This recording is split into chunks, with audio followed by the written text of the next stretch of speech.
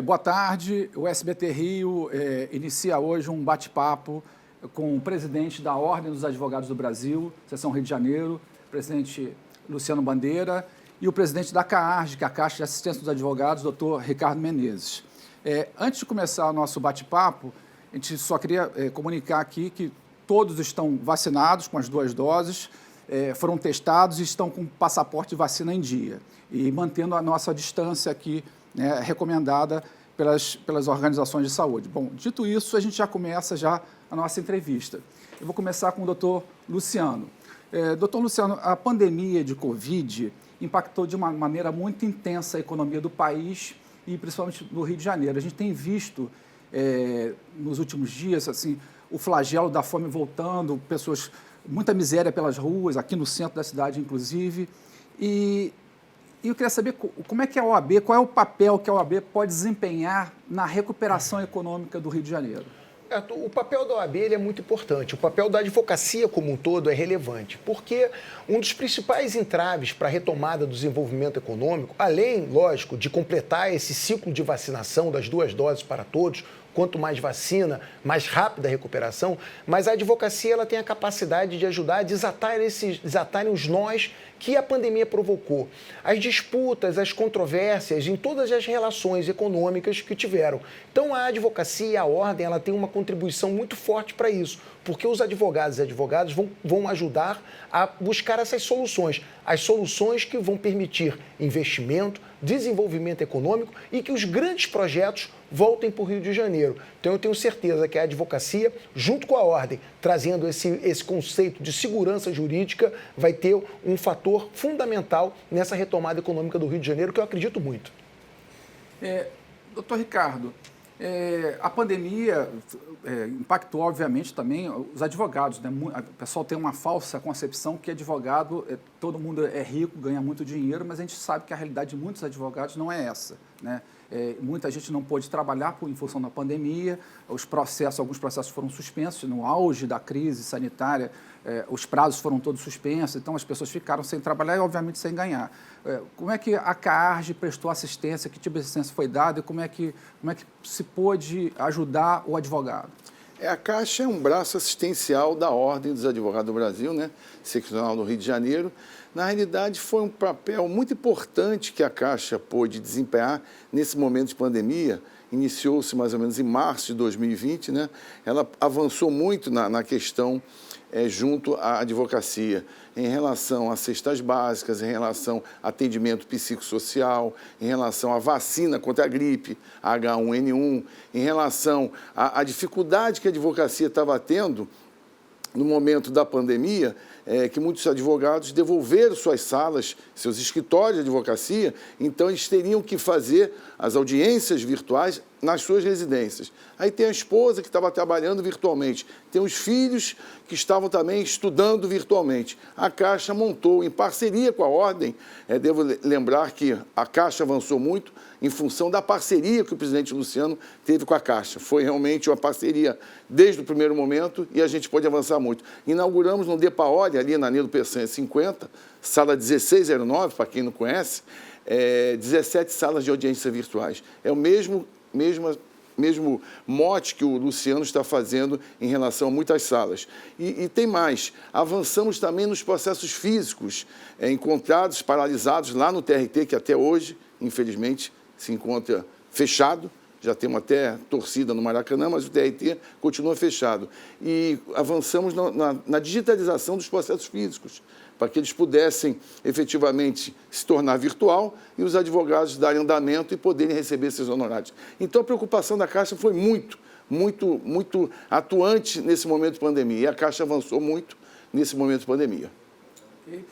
Bom, doutor Luciano, vamos falar um pouco agora de uma questão que tem preocupado muito aqui no Rio de Janeiro, principalmente no jornalismo, que a gente acompanha esses casos policiais, operações policiais, a gente tem visto um grande número de prisões equivocadas por reconhecimento fotográfico, né?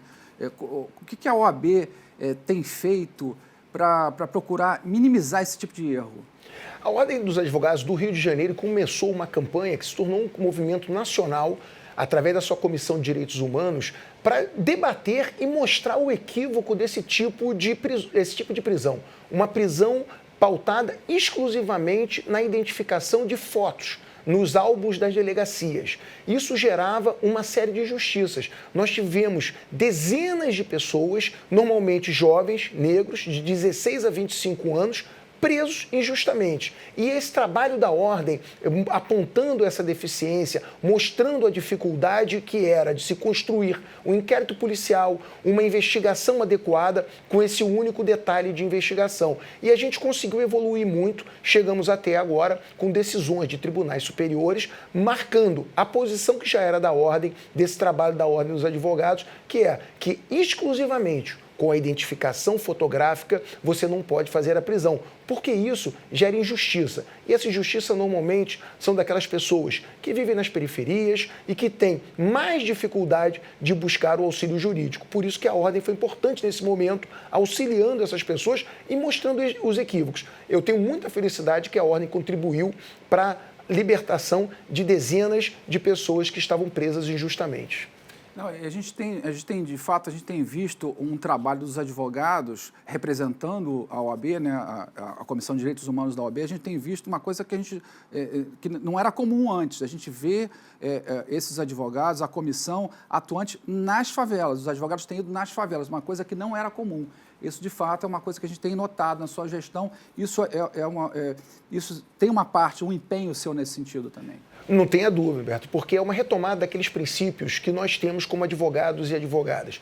Todo advogado, quando recebe a sua carteira naquele ato formal, ele presta um compromisso com a democracia, com o Estado de Direito e a defesa dos direitos humanos. Então, é uma parte da atuação institucional da ordem essa defesa. E a presença da ordem, onde o fato acontece, onde a questão é necessária para nós termos uma intervenção, é fundamental. Senão, vira apenas discurso sem resultado prático. E essa atuação, eu estou muito feliz com isso, porque tem tido resultados efetivos, como foi essa campanha nacional da questão da identificação fotográfica. Ok. Doutor Ricardo, a sua gestão fez uma aproximação significativa da OAB com outras entidades da advocacia, né? Quais foram os marcos desse trabalho em conjunto? Eu vejo, Humberto, que a parceria nesse momento é a coisa mais importante. Para que a gente possa avançar fazendo parceria, eu acho que a gente consegue o nosso objetivo. Fizemos com a Associação Carioca de Advogados Trabalhistas, com a FAT, enfim, com o Sindicato dos Advogados. A parceria é fundamental para que a gente possa atender necessidades nesse momento tão sério e tão grave que é a pandemia. Acho que o ano de 2020, sinceramente, eu não me lembro nada de tão ruim que foi. Eu vejo que a tendência é melhorar, conforme o presidente Luciano falou, todo mundo praticamente já está aí, quase com a segunda dose de vacina.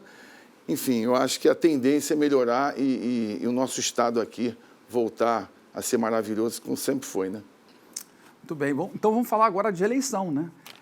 A eleição para a OAB acontece dia 16, né? Período de inscrição de chapas até dia 15, né?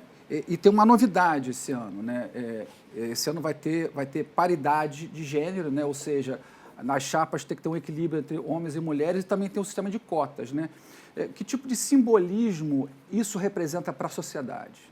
Eu acho que o simbolismo é importante. A Ordem dos Advogados é a primeira instituição do país a estabelecer a paridade. E uma coisa muito importante, eu tenho muito orgulho disso, que nessa gestão que esse projeto começou. Lógico que a aprovação é nacional, porque é uma regra nacional, mas o projeto começou aqui na OAB do Rio de Janeiro, que foi a primeira no Brasil a ter uma diretoria exclusiva para cuidar das mulheres advogadas. Eu acredito, Humberto, que agora isso nem mais precisa, porque a gente atingiu a paridade. E a paridade mostra apenas a realidade, que as mulheres são capazes, que as mulheres estão presentes em todos os locais, em todos os momentos da nossa vida. E na advocacia é a mesma coisa. Nós temos agora o mesmo número de homens e mulheres em todas as chapas, em todas as diretorias, em toda a composição da ordem. Mas não é só isso. A gente deu mais um passo, e esse passo foi importantíssimo, através da nossa comissão e a diretoria de igualdade racial. Então, o Rio de Janeiro está na vanguarda nesses dois temas. Nós conseguimos, da mesma forma na questão que nós falamos da identificação fotográfica, nós conseguimos fazer do Rio de Janeiro esse movimento. Hoje nós temos temos paridade para mulheres e temos a obrigatoriedade da participação de negros e pardos em todas as estruturas da Ordem dos Advogados no percentual de no mínimo 30%. Isso é um avanço muito grande, integra, e a gente tem agora uma ordem que representa verdadeiramente a sociedade. Bom, sou candidato à reeleição, né? Caso seja reeleito, quais são as prioridades para o próximo triênio? Meta, as prioridades são, primeiro, acompanhar a advocacia e a sociedade nesse mundo virtual. A pandemia, ela impôs uma inclusão de tecnologia que ia demorar 5, 10 anos para estar implementada de uma forma muito rápida. Essa tecnologia toda foi implementada em 2, 3 meses. E a gente teve que enfrentar isso. Então, a gente precisa avançar muito. A gente precisa criar uma estrutura absolutamente virtual, na palma da mão, nos aplicativos de telefones celulares, com arquivos em nuvens, ou seja, integrar a advocacia a esse novo mundo. E continuar investindo nas estruturas. A gente teve a felicidade, durante a pandemia, poder criar 316 escritórios digitais em todo o estado do Rio de Janeiro, permitindo que todos os advogados e advogadas continuassem trabalhando, porque as audiências, os julgamentos passaram a ser feitos de forma telepresencial e a advocacia precisava dessa estrutura. Então a gente vai continuar com esse projeto. A gente pretende, na próxima gestão, entregar até 500 escritórios digitais em todo o estado, completando essa gama de estrutura. A gente tem 800 funcionários, 223 estruturas prontas da ordem em todo o estado, além desses 316 escritórios. É continuar investindo no digital, é continuar investindo nessa virtualização, na formação continuada, mas o principal, naqueles princípios e conceitos que a advocacia sempre teve: a democracia, os direitos humanos e, principalmente, a defesa da prerrogativa do advogado. Porque é importante dizer que quando o advogado está atuando, ele está defendendo o direito de um cidadão. Então, a prerrogativa, aquela proteção que a advocacia tem, é necessária para que advogados e advogados saiam de casa com destemor para poder defender cada um de vocês, cada uma das pessoas que nos assistem. Muito obrigado. Bom, doutor Ricardo, para a gente encerrar, né, quais foram os principais desafios que o senhor encontrou na sua gestão e o que o senhor espera para o futuro? Foram muitos, né? Porque no ano de 2019, logo o primeiro ano quando iniciamos, era uma figura, um momento diferente. Logo quando iniciou-se o ano de 2020, março de 2020, veio a pandemia, então você teve... Eu vejo que a Caixa, o mote da Caixa foi a transformação do ano 2019 para 2020, nesse momento de pandemia. Eu vejo que ela teve que se reestruturou rápido e pôde atender as necessidades da advocacia naquele momento tão difícil que foi o ano de 2020, ainda continua, mas a tendência é melhorar. Eu vejo que as prioridades para o ano de 2022 é, primeiro, ser reeleito, né? O nosso presidente Luciano é ser reeleito. E depois, eu acho que a questão da jovem advocacia, eu até penso em montar uma diretoria para a jovem advocacia. Eu acho que a jovem advocacia precisa de um carinho, um cuidado mais próximo. Eu tenho reparado isso. E conta com a Caixa. Eu acho que é isso que a gente pensa em fazer no próximo ano. Muito obrigado aos dois. Bom, o nosso bate-papo aqui, a gente vai encerrar o nosso bate-papo agradecendo muito a presença do doutor Luciano Bandeira, presidente da OAB, doutor Ricardo Menezes, presidente da Caixa de Assistência dos Advogados, representante de uma instituição tão importante para a ordem democrática.